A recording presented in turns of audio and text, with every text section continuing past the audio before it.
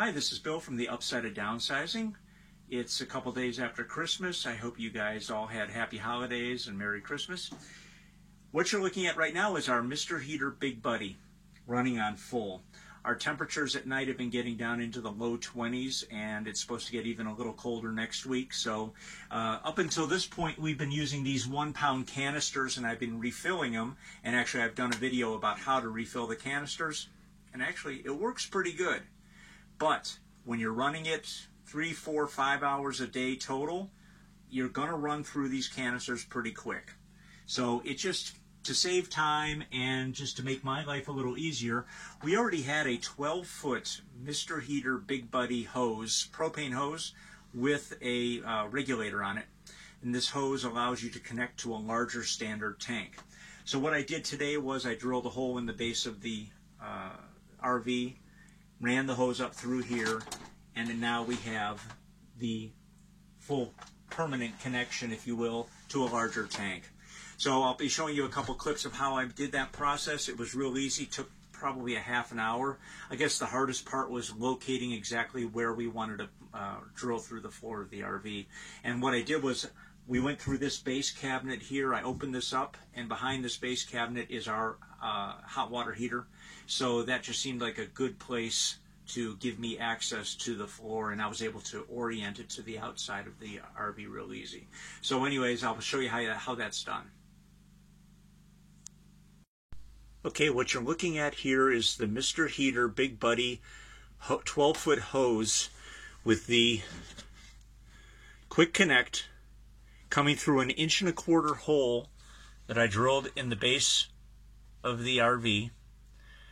The bottom of the RV has a corrugated plastic cover, which I cut a hole in about 10 by 10, 10 inches by 10 inches. Drilled the hole from the top down, first located a safe place, drilled the hole from the top down, and then resealed the hole from the bottom, and then covered the plastic, or I should say replaced the plastic using regular duct tape, black duct tape that stuck really well. So what I'm going to do here is I'm going to fill this hole here to add a little insulation, but first I'll pull the hose out to the maximum length that we'll need, and then we should be good to go. This hose has a regulator on it, so it does not require the fuel filter that other Mr. Heater Big Buddy hoses do require. Okay, so what I've done is I've packed that actually with paper towels. I was going to cover that with silicone, which I'll probably do in the future, but I figure for the test run, just to make sure that everything's working the way I want it to work, I'm going to leave it just with the paper towels. It'll prevent the cold air from coming in, and it'll give me the ability to remove the hose easily, just in case it needs to be tweaked in any way. Had I put the silicone on top of it and let it dry, I could have gotten it out, but it would have been a lot of work. So what I've done is I drilled an 1.25 inch hole here, which was large enough to accommodate the quick connect from the propane hose. And now I'm just going to button it up, and we'll be good to go. So let me get these 4 screws put in real quick.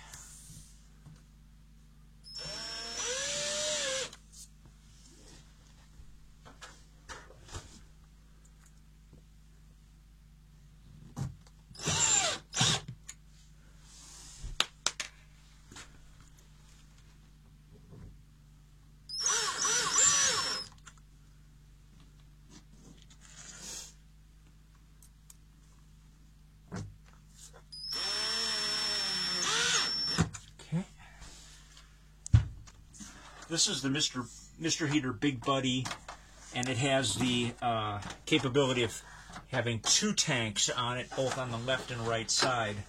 For the quick connect, it's on the left side underneath the regulator.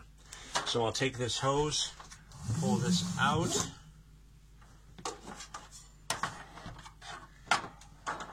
and make a quick connect with it. Sorry about my hands being in the way of seeing what's going on, but you got to get the hose attached. So it's a typical hose like you'd find on a barbecue grill or any other quick connect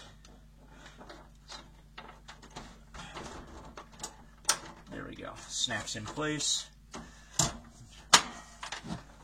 And we are good to go. Now the one thing you got to remember about the when you start using this hose is that the hose is 12 feet long and it's full of air, and that air has to get purged out before it'll actually ignite. So it does take quite a while. I've tested it, I've used the hose before, so I know it's going to work. And this will now provide us with uninterrupted heat for, couldn't tell you how long, but certainly a heck of a lot longer than these guys. Now I did a video on refilling these small canisters, and it does work, but we've just entered, we're at the end of December, just after Christmas. It's getting down into the low 20s, and it'd be kind of nice not to have to refill these every other day. So anyways, that's about it for right now.